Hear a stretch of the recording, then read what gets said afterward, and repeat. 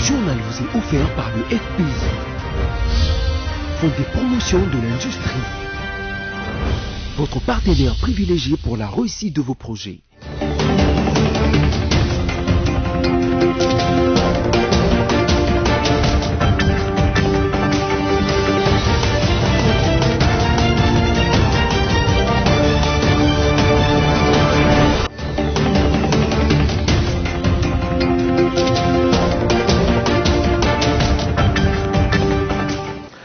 Bienvenue mesdames et messieurs dans ce nouveau numéro du journal, donc voici le titre de l'actualité. Pour contenir la troisième vague de Covid-19, début ce jeudi 10 juin dans la capitale Kinshasa, du déploiement de la police dans les rues pour faire respecter le geste barrière. À l'Assemblée nationale, le ministre de la Recherche scientifique a affirmé que l'Observatoire volcanologique de Goma a les capacités matérielles et scientifiques pour prévenir les risques naturels dans ces coins. L'avenue Bokassa, reliant la municipalité de Kinshasa à celle de Barumbu, se trouve dans un état de délabrement. Les reporters de BC Télévision étaient sur place pour vous faire les constats. Si vous venez de nous rejoindre, encore une fois de plus, bienvenue dans ce journal. Commençons à l'Assemblée nationale devant les élus sur la question orale concernant l'Observatoire volcanologique de Goma.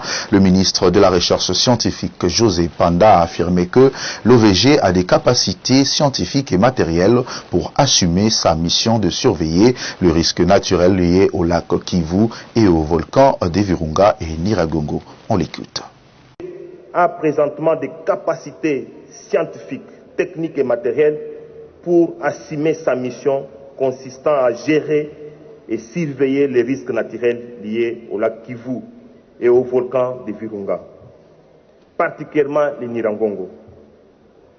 Il est doté d'un personnel qualifié de haut niveau et des équipements performants constituant un système de surveillance en temps réel et d'une qualité jamais atteinte dans la région, prouvée par tous les pays frontaliers. Les correspondances des partenaires invoquées en dit long.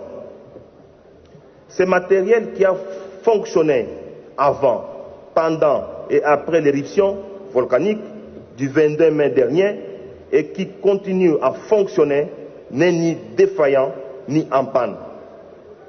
Il a continué à fonctionner après la catastrophe, sinon nous n'aurons pas y avoir les informations du nombre élevé de tremblements de terre après la catastrophe et leur magnitude avec précision.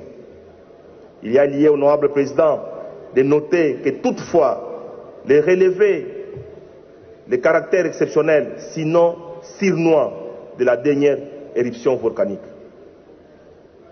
Ce volcan a surpris tout le monde. Pour ce qui est du gaz méthane du lac Kivu, l'OVG dispose d'un bateau acquis qui permet de récolter, d'enregistrer et d'analyser les données dans les dits lacs. Reste cependant que les ressources financières nécessaires doivent être mises à sa disposition pour participer à des frais opérationnels. J'ose que mon cri de détresse sera entendu par l'autorité budgétaire que vous êtes, afin que la ligne budgétaire de mon ministère soit revue à la hausse et revêtue d'un caractère urgent pour un décaissement des fonds. Honorable président de l'Assemblée nationale, honorable membre du bureau, honorable député élu légitime du peuple congolais, honorable député Jean-Baptiste Moyindo, c'est ici le lieu de remercier son Excellence, M. Félix Antoine Tshisekedi Tshilombo, président de la République, chef de l'État, à qui je rends mes hommages les plus déférents, et le gouvernement de la République, conduit par son Excellence Jean-Michel Sama Condé, Premier ministre chef du gouvernement, à qui je réitère l'assurance de ma très haute considération pour avoir autorisé le décaissement des fonds qui ont servi à renforcer le fonctionnement de l'OVG.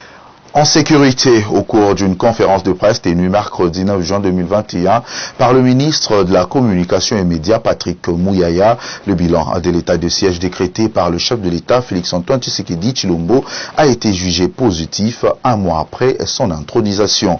Le porte-parole du gouvernement a insisté sur l'optimisme des acteurs dans la suite des opérations. Depuis l'instauration de l'état de siège dans la partie orientale de la République démocratique du Congo, l'armée congolaise a déjà neutralisé 35 miliciens ADF, capturé 5 autres et arrêté 70 collaborateurs de ces criminels dans les Grands Nord, à Beni et à Butembo. Dans le territoire des Massissi et celui des Rutshuru, l'armée a exécuté 33 combattants, capturé 3 et 18 autres se sont rendus. Ce bilan a été dévoilé au cours d'une conférence de presse tenue à Kinshasa par le ministre de Communication et Médias ainsi que le porte-parole de l'armée congolaise, le général Léon Richard. En outre, le porte-parole de l'armée a annoncé la conquête de plusieurs localités et territoires qui étaient sous contrôle des groupes armés tant locaux qu'étrangers. Toujours en sécurité dans le Nord Kivu, en bref, arrestation sans échange de coups de feu à la suite d'une filature du dénommé Jackson Mukambuto, chef rebelle de Mai Mai, ancien militaire des FARDC et auteur de plusieurs crimes dans cette contrée. Annoncé par l'Institut congolaise pour la conservation de la nature ICCN, cette arrestation est intervenue à l'issue d'une longue enquête portant sur un trafic d'ivoire. Au cours des 4 dernières années, leurs actions ont coûté la vie à 19 agents du parc de Virunga. Grève dans les hôpitaux publics. Le ministre de la Santé et Hygiène a été face aux syndicalistes pour une solution rapide au niveau du gouvernement. L'homme les a promus un accompagnement jusqu'à trouver gain de cause à leurs préoccupations. Regardez. Les revendications que j'ai entendues, j'aimerais les écouter par vous-même. Et également, je vous dirai quelle est ma vision par rapport à cette solution, à cette situation, et comment est-ce que nous allons trouver des pistes pour résoudre vos différentes revendications. Coronavirus. Dans ce journal, 300 nouvelles personnes ont été contaminées par le virus aux dernières 24 heures sur l'ensemble du pays. La capitale Kinshasa, épicentre de la maladie, a enregistré 281 cas. Commentaire. La situation épidémiologique en RDC est telle que le mercredi 9 juin 2021, le pays a enregistré 310 nouveaux cas de contamination par le Covid-19 sur 1133 échantillons testés. Parmi ces nouveaux cas, 281 sont de Kinshasa, 16 du Nord Kivu, 5 du Haut-Katanga, 4 du Lualaba, 3 du Nord Ubangi et 1 du Congo central. 26 nouvelles personnes sont sorties guéries de centres de traitement Covid-19 et du groupe des patients suivis à domicile à Kinshasa. Et 4 nouveaux décès ont été signalés à Kinshasa. Depuis le début de l'épidémie déclarée le 10 mars 2020, le cumul des cas est de 31 266, parmi lesquels 31 265 cas confirmés et improbables. Au total, il y a eu 825 décès et 27 820 personnes guéries. Riposte à la 3e vague de coronavirus. C'est ce jeudi 10 juin 2021 que débute le déploiement de la police nationale congolaise dans la ville de Kinshasa pour faire respecter le geste barrière conformément à l'appel du gouverneur de la province capitale, Gentini Ngobila Mbaka. Et ce jeudi 10 juin 2021, la police va se déployer dans la ville de Kinshasa pour faire respecter les gestes barrières contre le coronavirus qui est déjà à sa 3e vague en RDC. Ceci ressort entre autres de l'appel lancé par le gouverneur de la ville de Kinshasa, Gentini Ngobila, qui a requis la police pour imposer l'ordre sanitaire. Ce mercredi, sur instruction du commissaire provincial de la police, le général Silvano Kasongo Kitenge, une réunion élargie des commandements a été tenue par le commissaire provincial adjoint en charge de la police administrative, le colonel Edi Mukuna. Les commandants des commissariats urbains, les chefs des départements et services de l'état-major, les commandants de la police de circulation routière et du groupe mobile d'intervention ont tous pris part à cette réunion. Ils ont reçu l'ordre du commandant de la ville, le général Silvano Kasongo, de travailler avec rigueur, mais dans le respect des droits humains. Ainsi, tous les récalcitrants qui refusent de porter les masques en public, d'observer la distanciation sociale seront arrêtés. La police ne se focalisera pas seulement sur les usagers de la route, les commerces et autres édifices qui reçoivent du monde seront également inspectés. Ils devront avoir des kits de lavage des mains et des prises de température dans les entrées. Il faut noter que cette réunion des commandements a aussi abordé des sujets relatifs au renforcement de la sécurité dans la lutte contre la criminalité. Et puis en société, en prévision du rapatriement des restes du corps de Patrice Emery Lumumba pour la cérémonie d'inhumation prévue le 30 juin de l'année en cours, la vice-première ministre, ministre en charge de l'environnement, Eve Bazaïba, s'est entretenue avec son collègue de l'Intérieur, décentralisation, sécurité et affaires coutumières, Daniel Asselo. Je vous propose ici de suivre les deux hommes dans cet élément. Pour assumer l'intérim du Premier ministre qui est en déplacement. Là, c'est comme si je suis venu voir le Premier ministre et aussi en sa qualité de VPM de l'Intérieur, essentiellement par rapport à la grande activité, grande manifestation que nous avons attendue depuis 60 ans. Ça sera enfin arrivé le 30 juin 2021 où nous allons recevoir les reliques de notre Premier ministre Patrice Emery Lumumba. Alors moi, je suis vice-premier ministre en charge de l'environnement et du développement durable, mais je vais m'occuper plus du volet assainissement. Parce que lorsqu'il y a des manifestations, vous préparez une fête, vous préparez des célébrations. Le premier instrument qu'on tient à la main, c'est le balai. C'est nettoyer. C'est à ce propos qu'elle est venue me voir. Et donc nous allons, à partir d'aujourd'hui, nous mettre tous dans la danse. Parce que l'arrivée de reliques de Lumumba au Congo, ça va se fêter.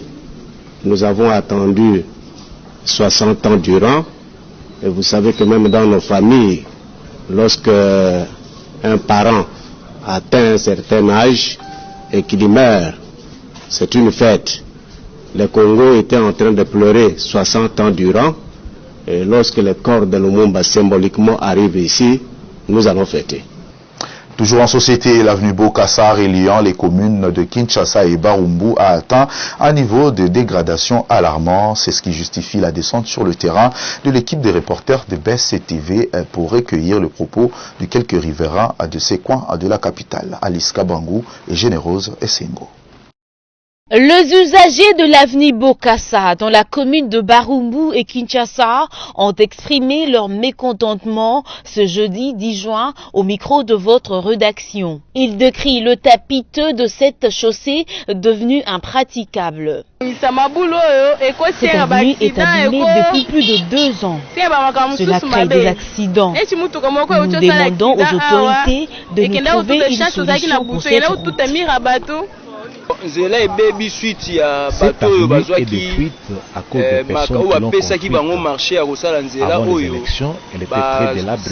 C'est parmi les avenues qui ont bénéficié des travaux des 100 premiers jours du chef de l'État, Félix Tshisekedi. Il faut des personnes qui sont capables de bien le faire. En but à cette situation difficile, ils ont sollicité l'implication de l'État congolais pour la réhabilitation de cette artère. Les usagers de cette route s'attendent ainsi à une solution rapide de la part du ministère des Infrastructures et Travaux Publics ainsi que de l'Office de voirie et drainage.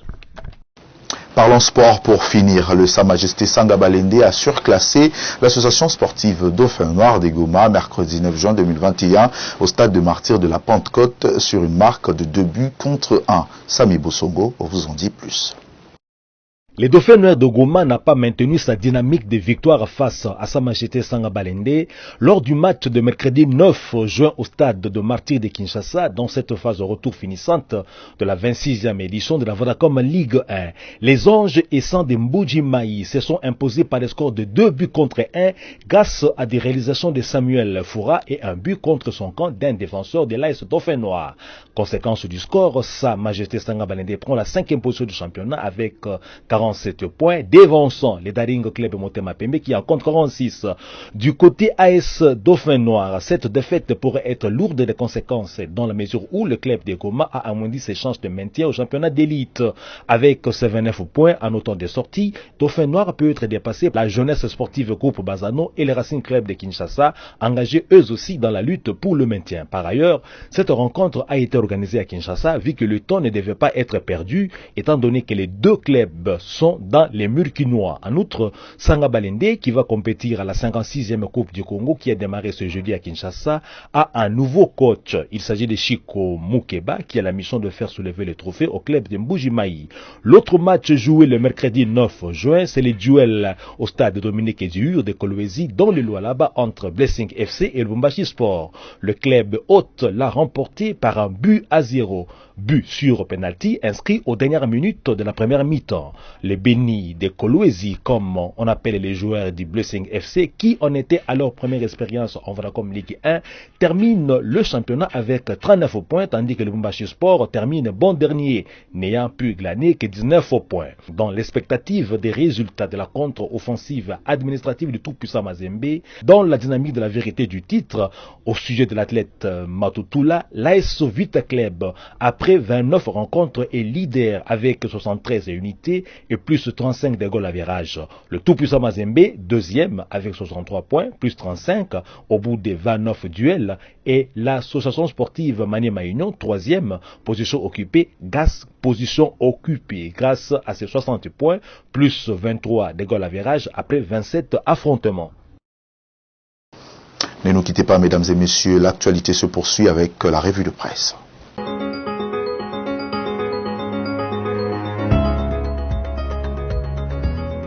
Bonjour mesdames, mesdemoiselles et messieurs. Notre revue de presse de ce 10 juin 2021 commence avec ce titre du desk eco.com.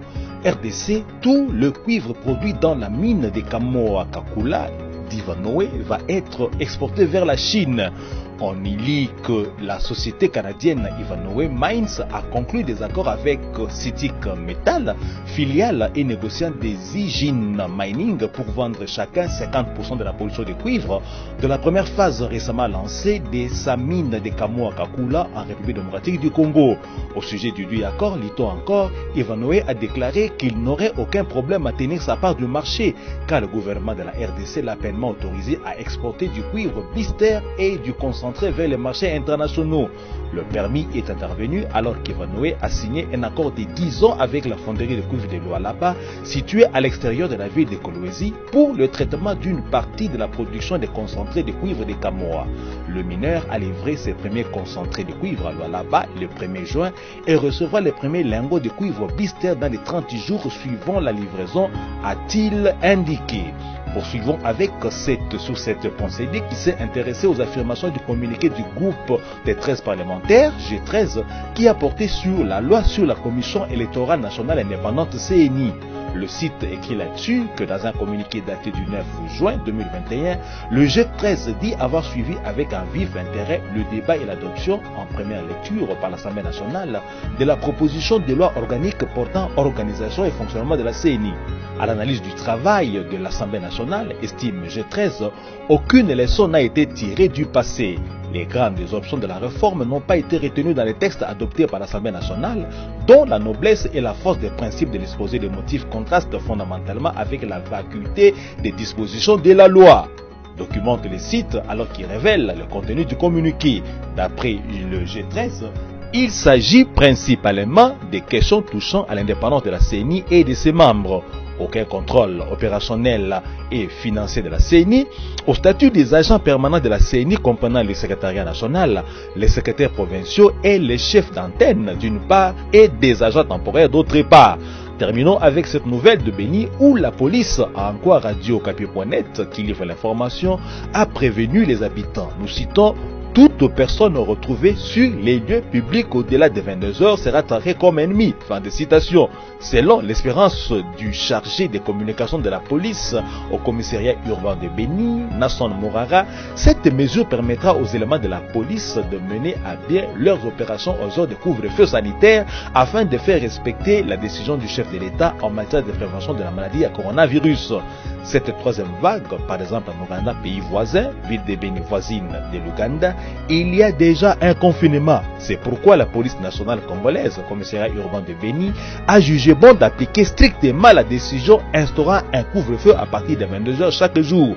Donc toute personne qui va se retrouver à l'extérieur à partir de 22 heures sera traquée comme ennemi. Même les motocyclistes Même les gens qui sont véhiculés, ils doivent être à la maison à partir de 22h. Donc, à 20h, les éléments doivent être sur le terrain pour sensibiliser. 21h, on sensibilise. À 22h, on procède alors à l'application stricte de cette décision, révèle Radio-Okapi.net qui rapporte le propos de Nassor Mourara. Mesdames, Mesdemoiselles et Messieurs, au revoir.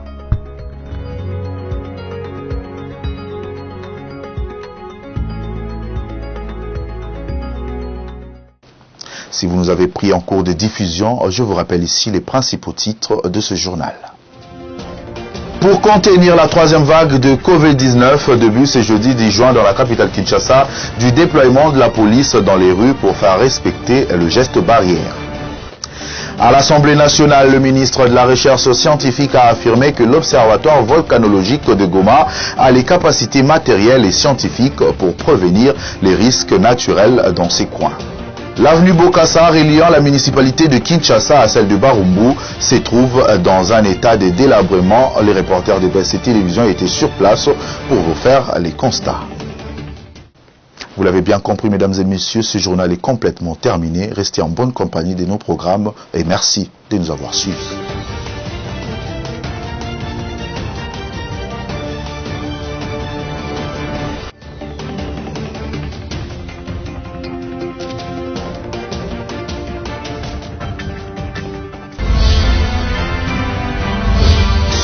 Vous a été offert par le FPI, Fonds des promotions de l'industrie, votre partenaire privilégié pour la réussite de vos projets.